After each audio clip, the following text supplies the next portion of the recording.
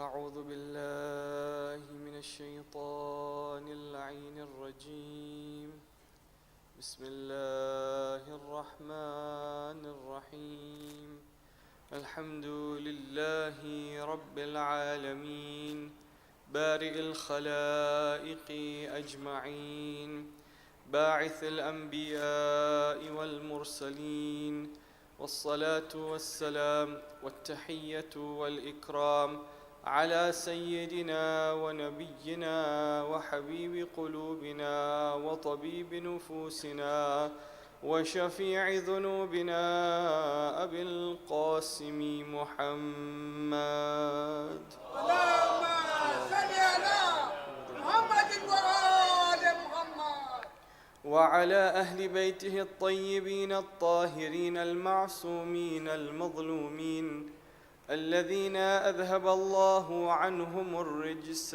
وطهرهم تطهيرا اللهم صل على محمد وآل محمد أما بعد فقد قال الله سبحانه تبارك وتعالى في محكم كتابه المجيد وفرقانه الحميد وقوله الحق بسم الله الرحمن الرحيم إن هذه أمتكم أمة واحدة وأنا ربكم فاتقون آمنا بالله صدق الله العلي العظيم صلوا على محمد وآل محمد اللهم صل على محمد وآل محمد. Our conversation, our discussion is on community psychology. And we have been looking at various aspects regarding the community, the psychology of the community. And last night we touched on ikhtilaf, differences. We looked at the 6 factors amongst the many factors that we have which cause differences of opinion, especially in religious matters. We looked at 3 effects of these differences in the community, and we also looked at how we can minimize these effects and how we can resolve these differences.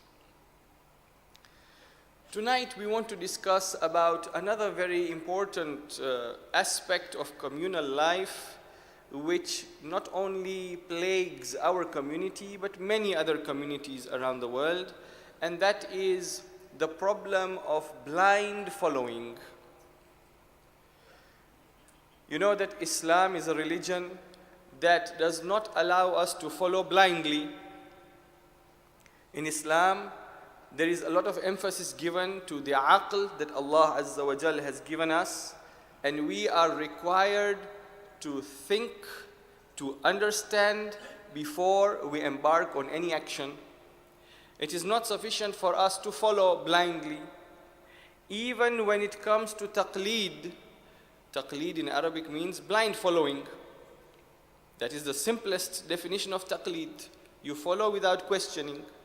Even in taqleed, which is limited to fiqh and ahkam, the first step, which is to choose a mujtahid, again, is not blind following. You have to take the trouble, you have to do the investigation, and you come to a mujtahid, and then you follow him blindly or without questioning, only in fiqhi matters, only in ahkam. Why is that? You know the philosophy of taqleed. This is not a majlis about taqleed. You know that he is an expert, so we listen to him. And if you want to become a mujtahid, you are free to become a mujtahid as well. You just have to go through the required training. You can become a mujtahid. So basically, Islam does not allow blind following, especially when it comes to aqaid, your beliefs. You cannot follow anybody when it comes to aqaid. You cannot say, I am a Muslim because my father was a Muslim, I am a Shia because my whole family is Shia. No. You have to know. You have to know why you believe that there is a God. You have to know, and you have to have the dalil, the evidence that is satisfactory when it comes to answering all questions regarding belief. And so Islam is a religion that does not allow blind following. The aql is a blessing of Allah Azza wa Jal. The scholars say a very this is a principle that most scholars, if not all, believe in, and they say, كُلَّمَا حَكَمَ بِهِ الْعَاقِلِ حَكَمَ بِهِ الشَّارِعُ. Whatever the aql gives you as a definite conclusion, even the sharia would give you the same conclusion. What does this mean? It means the sharia of Islam can never go against the intellect. The sharia of Islam can never go against the aql. This is very important. The hadith tells us from our sixth Imam, Imam Ja'far al-Sadiq, salawatullahi wa salamuhu alayhi. He says, أول ما خلق الله العقل. The first thing that Allah Azza wa Jal created was the aql. And in another hadith he says, what is the aql? Al-aqlu ma ubida bihi ar-Rahman waqtusiba bihi al-jinan. Aql is the tool by which you worship your Lord and by which you gain entry into Jannah, by the aql. There is an interesting anecdote to be found in Al-Kafi, which is a book of hadith, in which it says that there was an abid, there was a worshipper during the time of Bani Israel.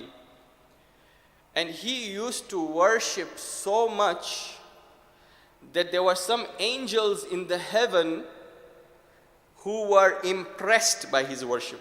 Now just imagine for a moment, Allah Azza wa Jal creates angels. You know about angels, we are told some angels, from the moment they are created, they are in one state of ruku' and they remain in that state forever. Some angels are in one state of sajda, they remain in that state forever. So, when an angel is impressed by the ibadah of a human being, what kind of ibadah must that be?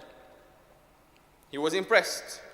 He says, Ya Allah, this servant of yours, mashallah, is doing so beautiful ibadah. Allah says, why don't you go and stay with him for some time and you will see the value of his ibadah.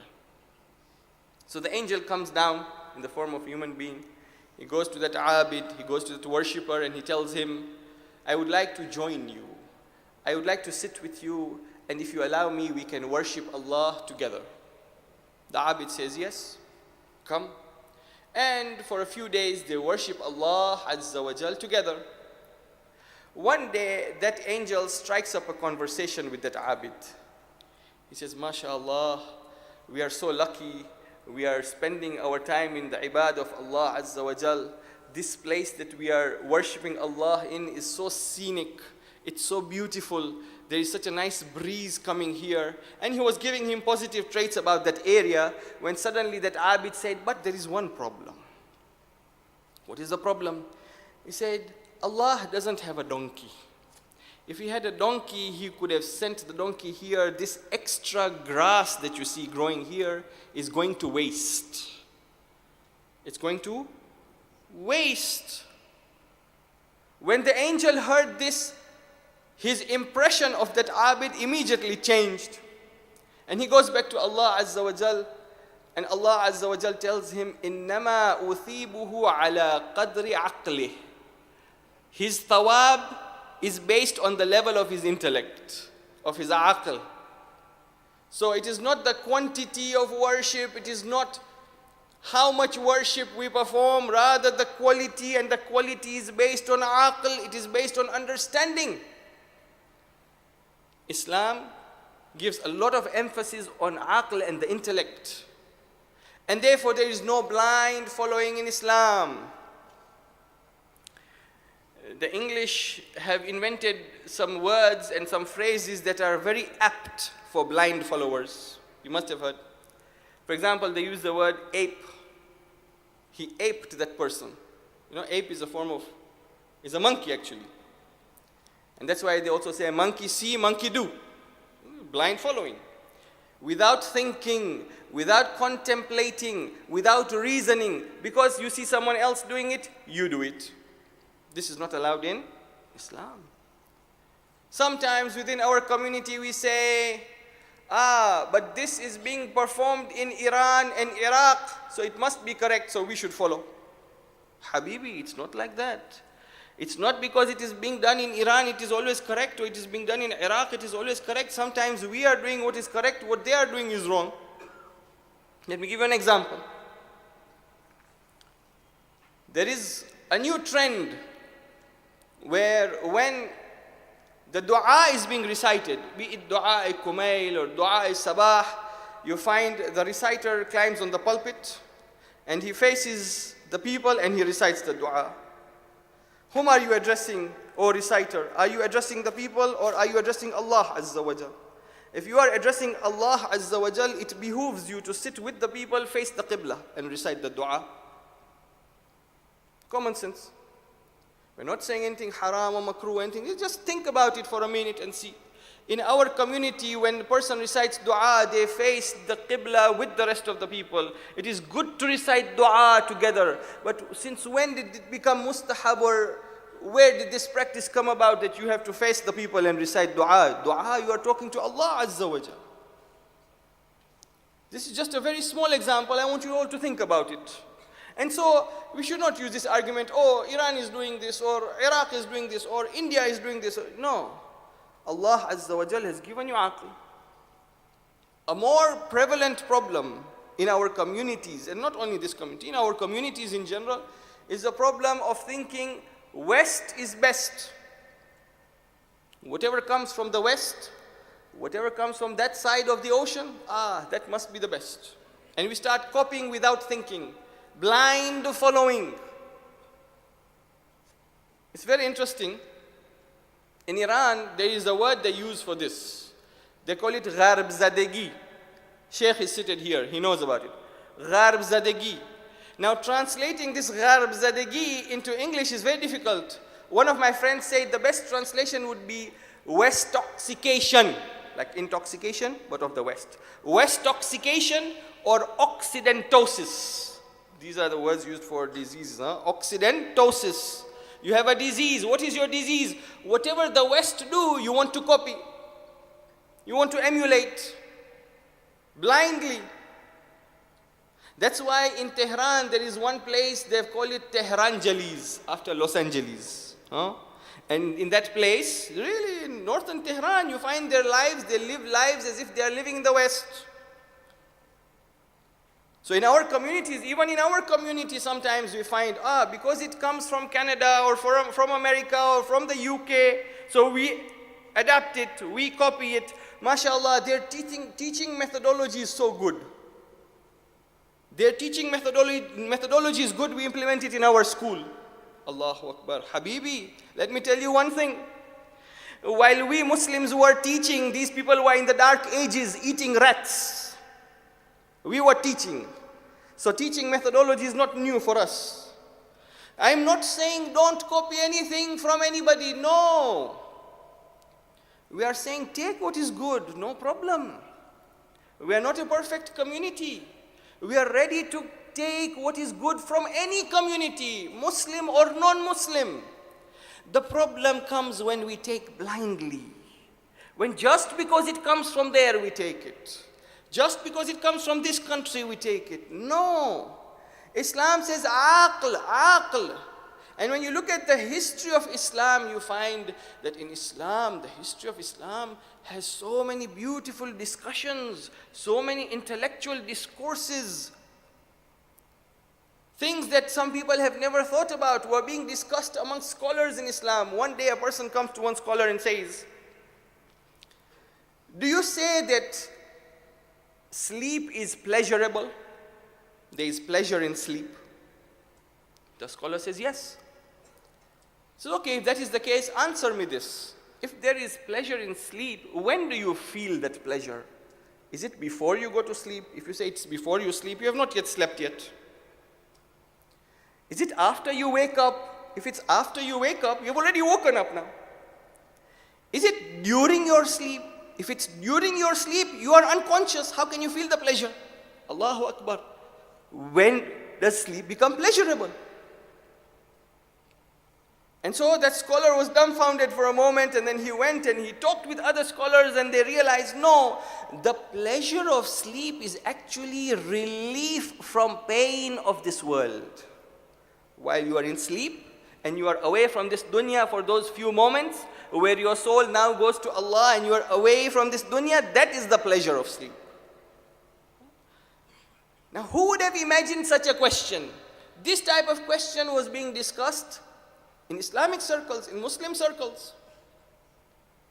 One person, a teacher, asks his student, he says, in the Muslim community, all the students were seated there, he asks the students, is it possible for there to be a father who is younger than his son? Is it possible for a father to be younger than his son? What do you say? Is it possible? Very interesting question, isn't it? Now you talk about thinking outside the box. Muslims were thinking outside the box before others even had a box. No? And so he says, yes.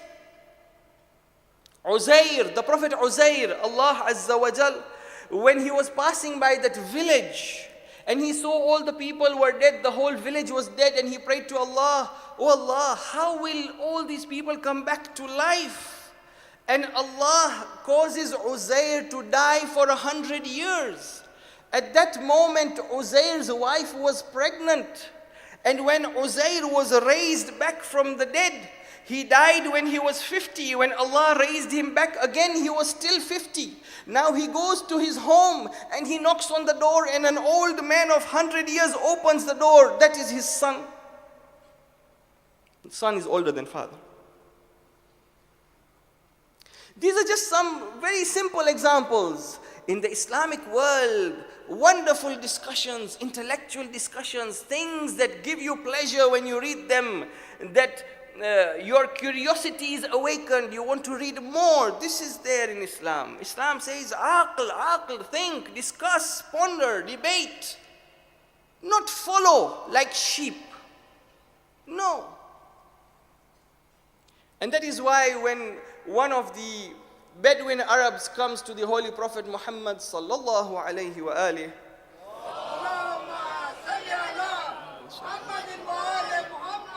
and he says, Ya Rasulullah, I've become a Muslim. I want you to teach me some of Quran, a little bit of Quran.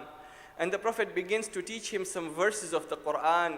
When he reaches the verse that states, وَمَنْ يَعْمَلْ مِثْقَالَ ذَرَّةٍ خَيْرًا يَرَهُ وَمَنْ يَعْمَلْ مِثْقَالَ ذَرَّةٍ شَرًّا يَرَهُ فَمَنْ يَعْمَلْ مِثْقَالَ ذَرَّةٍ خَيْرًا يَرَهُ وَمَنْ يَعْمَلْ مِثْقَالَ ذَرَّةٍ شَرًّا يَرَهُ. The last verses of Surah Al-Zilzal or Zalzala, right? Which mean whoever does an atom's weight of good, he will see it. He will see the result. And whoever does an atom's weight of evil, he will see the result. When that Arab hears this verse from Rasulullah, these two verses, he says, Ya Rasulullah, these two verses are enough for me. They are enough for me. And he goes. Once he leaves, the Prophet tells his companions, إِن صَرَفَ الرَّجُلُ وَهُوَ فَقِيهٌ. This man, he has left in a state of being a faqih, a great scholar. How did he become a great scholar? With two ayat from the Quran. When you have deep understanding, then two ayat are enough to make you a faqih. But when you don't have understanding, and you do things ritualistically, just as a ritual, if somebody were to ask you, why do you do this, you don't know. Then no matter how much you do, it will not give you anything.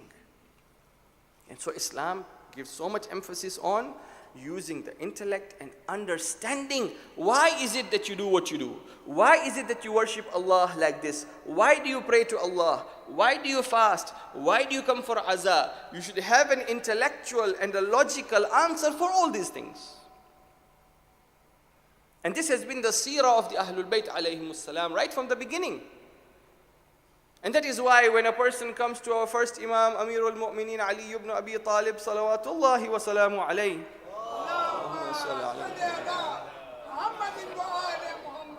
and he asks him, why haven't you dyed your beard? Isn't it that Rasulullah sallallahu alayhi wa alihi has said, Allahumma salli ala Muhammadin wa ali Muhammad. محمد وآل محمد. Never hesitate to recite salawat on Muhammad wa ali Muhammad. Allahumma salli ala Muhammadin wa ali. Didn't the Prophet say, غَيِّرُوا الشَّيْبَ وَلَا تَشَبَّهُوا بِالْيَهُودِ? Didn't the Prophet tell his companions, put dye on your white hair and do not be like the Jews? So this man comes to ask Amir al-Mu'minin, you are not practicing. Huh? Didn't the Prophet say this? Then the Imam explains to him, yes, the Prophet said this, but he said this at a time when the Muslims were few in number, and we had to show that we are strong. So the old amongst us had to dye their hair black to show that we have strength. Now there are plenty of Muslims and Muslims have become strong. Now it is optional. Now you can either dye your hair or leave it as it is. Allahu Akbar. Here now is what? Understanding the mas'ala. Understanding the philosophy. Now compare this with another companion of Rasulullah whose name was Ibn Mas'ud. Ibn Mas'ud was also a great companion of Rasulullah. But what did Ibn Mas'ud say? He was the one who brought about the idea of istihsan. What does istihsan mean? It means ما رآه المسلمون حسنا فهو عند الله حسن. What the Muslims take to be good, that is good in the eyes of Allah. What the Muslims take to be good, that is good in the eyes of Allah. Closing the gates of aql and understanding. Whatever everyone else is doing, Allah accepts it. You follow. Follow with the crowd. And that is why when we look at the riwayat and we find even when our 12th Imam, Ajjalallahu Ta'ala Farajah, Allahumma salli alayhi. The riwayat tells us when he comes, and he will be in Makkah during the time of Hajj, he will tell those people who are performing mustahab Hajj and mustahab Tawaf, you people move back. Give way to those who are performing wajib Hajj and wajib Tawaf. Such a logical thing. Because Islam is a religion of aql, of understanding. Even when it comes to Karbala, there are some things we recite, we don't understand the meaning. Tonight we will recite in Masa'ib something, sometimes we question why did the Imam do this? What does this mean? And that is the act of tahniq. Tahniq is the transference of saliva from one mouth to the other. We don't understand. Why did the Imam do this? Because this was considered an act in which not only saliva was transferred, but barakah was transferred from one person to the other. Barakah was transferred. And that is why we find even in the battle of Khaybar, when Imam Ali comes and his eyes cannot see, he has a malady in his eyes, what does Rasulullah do? He takes off his saliva and puts in the eyes of Amir al-Mu'minin alayhi salam, after which not only could he see, but he says, now I can see the hearts of the people, not only the faces of the people. When we recite Masa'ib of Ali al-Akbar, inshallah we'll recite. Why? Tahniq. How do you understand? You go into it, you ask, you think, and then you get a deeper appreciation. Get an appreciation. And so, this is what is expected of us in Islam. Then some people don't follow blindly other communities, they follow blindly individuals. You idolize an individual, you follow that individual blindly. Whatever that person says, you do. Even that is against Islam. Islam has told us, you want to follow blindly, follow only the ma'asum blindly. Why? Because the ma'asum is ma'asum, he will never make a mistake. Everyone else, no matter how great a scholar he may be, is not ma'asum. He's not ma'asum. You know, the Sufis have this problem. One of the practices of some of the Sufis is that they have to follow a sheikh, a peer. And that sheikh they follow, the sheikh says, my condition is you follow me blindly without asking any questions. Don't ever ask me, just do what I say. If you want me to take you towards Allah, you have to follow me without question. And then we find in history, we are told that some of the shuyukh then started claiming fana fi shaykh. You know, there is fana fillah. One of the elements of mysticism is you become so close to Allah, you become so close to Allah Azza wa Jal that you become one with Allah. You are annihilated in Allah. That is known as fana fillah. Now these sheikhs of the Sufis, they said, now instead of fana fillah, fana fi shaykh. And then what else? Now start kissing my feet. Now start doing my sajda. And all these things we find in history. Why? Because now people follow unquestioningly. So they take wrong advantage. Even those who are very pious individuals, you can never follow any individual blindly. You never know when that person will change. Haven't you heard about Bal'am bin Ba'ura? Bal'am bin Ba'ura was such a pious scholar, was such a pious individual at the time of Musa alayhi salam, that he had what is known as Ismi A'zam. He knew a special name of Allah Azza wa Jal. Whatever dua he would do would be accepted. Oh? One day he is convinced by Fir'aun to do dua against Musa alayhi salam. He says, now your dua is always accepted, do dua against Musa. Now this man who has spent his entire life worshipping Allah, and Allah loves him so much that he gives him Ismi A'zam, when he sets out to go and do dua against Musa, he loses his Ismi A'zam and he loses his station in the sight of Allah, and he is cursed until the day of judgment. In one instance.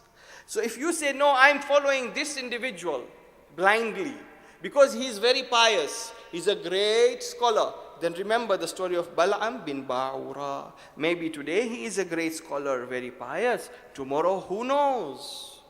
So you can follow the good in any individual, but not without thinking, not without using the aql, not blindly.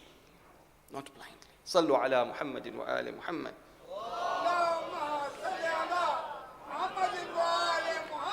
And Allah Azza wa Jal has kept within us certain mechanisms that enable us to know our state and to know whether what we are doing is good or bad, to know whether our deeds are being accepted or not. Doesn't Allah Azza wa Jal say in the Quran, فَأَلْهَمَهَا فُجُورَهَا وَتَقْوَاهَا? Allah Azza wa Jal has given us an inbuilt mechanism to recognize the good and the evil. Not only that, we are able to know whether our deeds are being accepted or being rejected. Some of the scholars have said very beautifully, they say, الطاعة بعد الطاعة دليل على قبول الطاعة. When you do one good deed, one act of obedience to Allah after another, then you should know that the previous act of obedience has been accepted by Allah Azza wa Jal. And then they say, المعصية بعد الطاعة دليل على رد الطاعة. But if you perform a sin after doing a good deed, that is a sign that that good deed has been rejected by Allah Azza wa Jal. And then they say, الطاعة بعد المعصية دليل على مغفرة المعصية. If you perform something bad and then after that you perform a good deed, that is a sign that your bad deed has been forgiven by Allah Azza wa Jal. And finally they say, المعصية بعد المعصية دليل على خذلان العبد. If a person performs one after the other evil acts, bad actions, they should know that Allah has abandoned them. So we have these mechanisms within us. And now let us look a little at the consequences of blind following. What are the consequences of blind following? Number one, our first Imam Aliyun Amirul Mu'mineen salawatullahi wa salamu alayhi.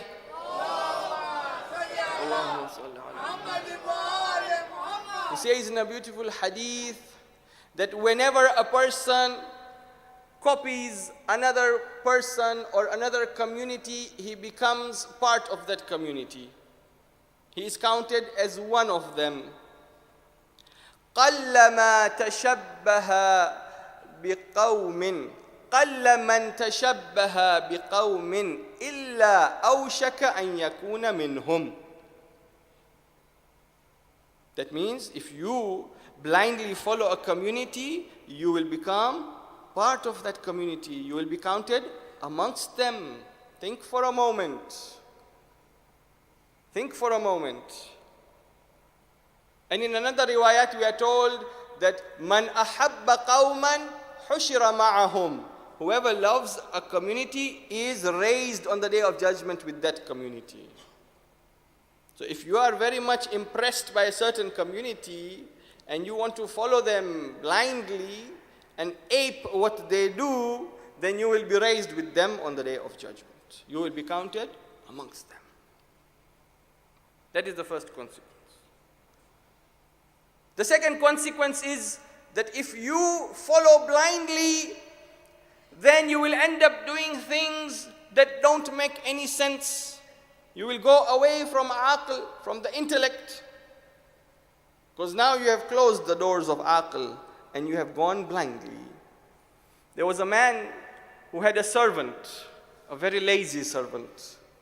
One day he told his servant to go and buy grapes and figs from the market. So first, that servant was lazy. He didn't go on time. By the time he went, when he came back, the man saw that he had brought only one of the two things. He had told him to bring two things, grapes and figs. He brought only one of the two. So he got very angry and very upset at him. And he said, your punishment is that from now on, when I send you to get one thing, you have to get two. Your punishment is, from now on, when I send you to get one thing, you have to get two. After some time, this man falls ill. And he calls his servant and he says, go and fetch the doctor. Go and fetch the doctor. Now he comes back with two people. The man says, what is this? You brought two people. He said, yes. One is a doctor and another is a grave digger. If you get well, alhamdulillah. If not, there is a grave digger ready for you. Sallu ala Muhammadin wa ali Muhammad. This is the consequence of closing your aql and just following blindly.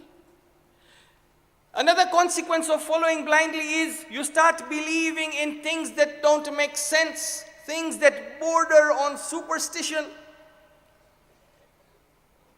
There were some scholars in the past who believed that cutting cloth, cutting cloth, if you cut on Sunday, you will fall sick.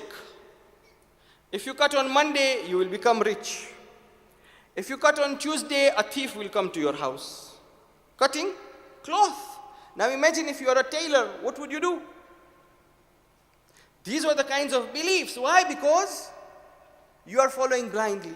And so these are the consequences of following blindly. Islam says, no, Allah has blessed you with aql.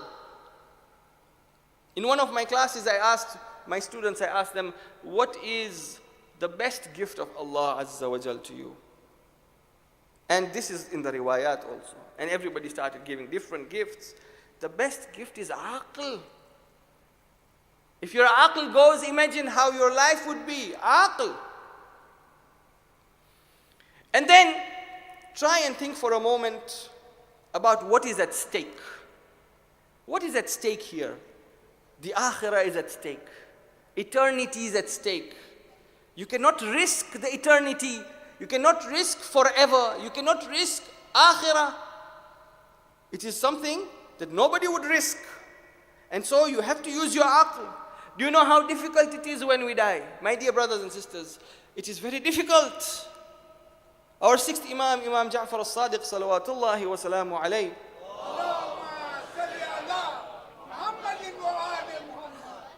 He says there was a pious man,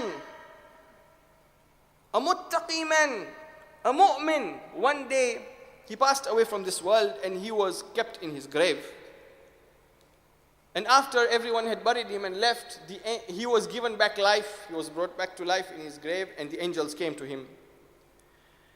And they said, you have committed one sin. And for that sin, the punishment is 100 lashes here in the grave right now. You know, the riwayat tell us that these are the processes that the mu'mineen undergo for purification so that in the akhirah they can go to Jannah. When you're buried, torments in the grave, then torments in barzakh. All right? He was a muttaqi on his way to Jannah. They said, you made one mistake, you committed one sin. The punishment is what? 100 lashes. The man begins to weep. He says, no, 100 is too much. They said, okay, we'll make it 80. No. He was crying and weeping, and they were negotiating with him. Sixth Imam is saying, not me. They were negotiating with him. Who? The angels with that man in the grave. Finally, they came to 1 lash, from 100 to 1. The man said, even this one? They said, no. This is it. You can't go lower than this. And then they lashed him one time in the grave, and that lash caused the whole grave to be engulfed in fire. Engulfed in fire. This is what we are risking. So it is not worth the risk. Don't copy, don't emulate until you have used your aql and you have realized and you have analyzed and you have studied and you are sure that this is correct, then you can take it. There is no problem. Sallu ala Muhammadin wa ali Muhammad.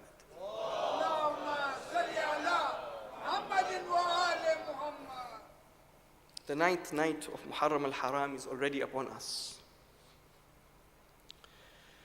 This is the night in which we commemorate and we remember the son of Abu Abdullah al-Hussein Ali al-Akbar. Our fourth Imam, Imam Zainul Abidin alayhi salam, was once asked, Allahumma salli ala what was the most difficult musibah for Abu Abdullah on the day of Ashura? What was the most difficult musibah? And he says, the death of my elder brother Ali al-Akbar. Hamid ibn Muslim says that when Ali al-Akbar died, when he was killed, Abu Abdullah al-Hussein cried so loudly that the enemies began to weep. Hamid ibn Muslim is saying the enemies began to weep. Who is this Ali al-Akbar? Ali al-Akbar is that son of Abu Abdullah who looked like Rasulullah, who talked like Rasulullah, who walked like Rasulullah. Whenever Abu Abdullah wanted to see his grandfather, he was remembering Rasulullah. He says, I would look at the face of Ali al-Akbar. This is Ali Akbar. And on the way to Karbala, one time Abu Abdullah al-Hussein sees a dream and it upsets him. And Ali Akbar comes to him and says, Ya Abata, why are you upset? He said, I saw in a dream that we are heading towards death. Ali Akbar asks his father, Awalasna ala al-haq? Are we not on the truth? He says, yes, we are on the truth. Then he says, then why are we worried whether we fall on death or death falls on us? It is the same for us. This is Ali al-Akbar. On the day of Ashura, all the shuhada had to come to beg Abu Abdullah. They had to come and plead with Abu Abdullah. Let us go in the maqtal, let us go and fight. There was only one shaheed whom Abu Abdullah himself said, Taqaddam ya bunayya, go my son. This is Ali al-Akbar. But before you go and say, Khuda Hafiz to Zainab, your aunt Zainab. Do you know the love between Zainab and Ali al-Akbar? Do you know the love between Sakina and Ali al-Akbar? Hamid ibn Muslim says, when Ali al-Akbar goes into the tents of the ladies, now when he wants to come out, it is as if a janaza is being carried out of the tent. The doors of the tent open, the doors of the tent close. It is like a janaza is coming out. Sakina is pulling him back. Zainab is pulling him back. Oh, Ali al-Akbar, don't go. Finally, Ali al-Akbar comes. He sits on his horse and he starts going towards the battlefield. Ajrukum ala Allah.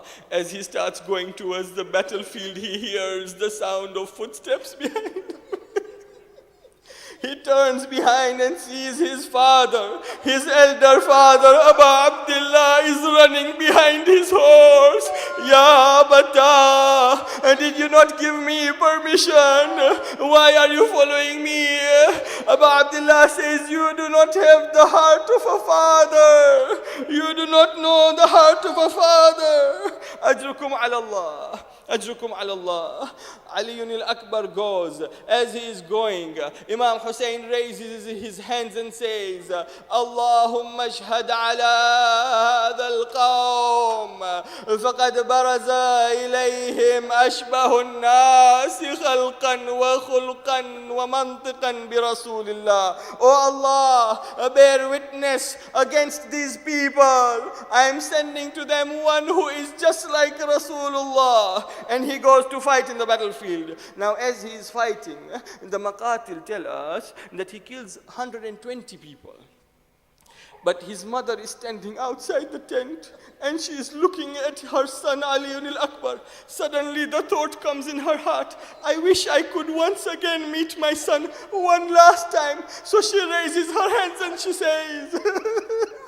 says, Ya Radda Yusuf ila Yaqub, Rudda ilayya waladi. Oh, the one who brought back Yusuf to Yaqub alayhi salam, let my son come back.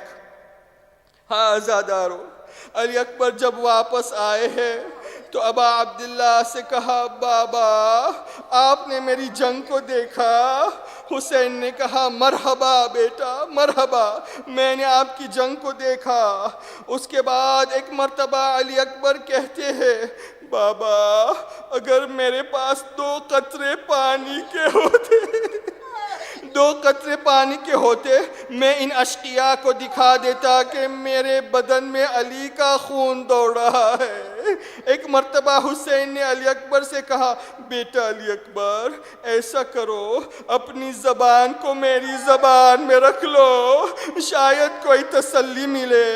عزاداران امام حسین، علی اکبر نے اپنی سوکھی زبان اپنے بابا کی سوکھی زبان پہ رکھی، فوراً نکال لیا اور یہ جملہ کہا یا ابتا لسانک ایبس من لسانی، بابا آپ کی زبان تو میری زبان سے بھی خشک تر ہے۔ حسین 3 دن کے پیاسے تھے، علی اکبر 3 دن کے پیاسے تھے۔ بس عزادارو، حسین نے دوسری مرتبہ علی اکبر کو اجازت دی، میرے لال جاؤ۔ علی اکبر دوبارہ مقتل کی طرف روانہ ہوا۔ کوئی لیلا سے کہہ دے کہ علی اکبر اب واپس نہ آئے گا۔ علی اکبر گئے، کتنوں کو واصل نار کیا۔ ایک مرتبہ علی اکبر نے مقتل سے آواز دی یا بتا علیک من السلام، بابا آپ پہ میرا آخری سلام ہو۔ آپ جانتے ہیں کربلا میں جتنے بھی شہید گرے ہیں سب نے ادرکنی کہا، سب نے مولا کو مدد کے لیے پکارا، مگر جب علی اکبر گرے تو ادرکنی نہیں کہا۔ علی اکبر نے صرف کہا علیک من السلام، بابا آپ پر میرا آخری سلام ہو۔ کیوں؟ شاید علی اکبر نہیں چاہتے تھے کہ میرے بوڑھا باپ میرے سینے میں برچھی کے پھل کو دیکھے۔ حسین خیمے میں تھے. جب آخری سلام کی آواز آئی حسین خیمے سے نکلے. راوی کہتا ہے حسین 2 قدم چلے پھر زمین پہ بیٹھ گئے, پھر 2 قدم چلے پھر زمین پہ بیٹھ گئے اور زبان پہ یا علی یا علی یا علی کہتے تھے. نہ جانے نجف میں علی کو پکار رہے تھے یا اپنے بیٹے علی اکبر کو پکار رہے تھے. مگر ایک مرتبہ حسین چلے اپنے جوان بیٹے کا لاشا کی طرف. اب جب علی اکبر کے پاس آئے علامہ مجلسی لکھتے ہیں کہ جیسے حسین علی اکبر کے لاش کے پاس آئے 3 منظرے کا مشاہدہ کیا. پہلا منظر حسین نے کیا دیکھا؟ جیسے علی اکبر کے نزدیک آئے حسین نے دیکھا جوان بیٹا کربلا کی تپتی ریت پر ایڑیاں رگڑ رہا ہے. حسین آگے بڑھے, خدا کسی باپ کو یہ منظر نہ دکھائے. حسین نے دیکھا جوان بیٹا اپنے ہاتھوں سے اپنے سینے کے زخم کو چھپائے ہوئے ہے. حسین اور آگے بڑھے. آپ جانتے ہیں حسین نے کیا دیکھا؟ کلیجے پہ ہاتھ رکھ کے یہ جملے کو سنیے گا. علامہ مجلسی کہتے ہیں حسین اور نزدیک آئے. جب علی اکبر کے لاشے پہ پہنچے تو دیکھا سیاہ لباس میں زینب بنت علی لاش علی اکبر سے لپٹی ہوئی ہے.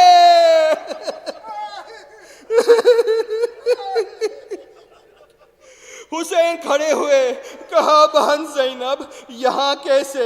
کہا جب آواز آئی یا ابتا علیک منی السلام میں اس لیے پہنچ گئی کہ تم بوڑھے باپ ہو, جب یہاں آؤ گے تو تمہیں سہارا دے سکوں.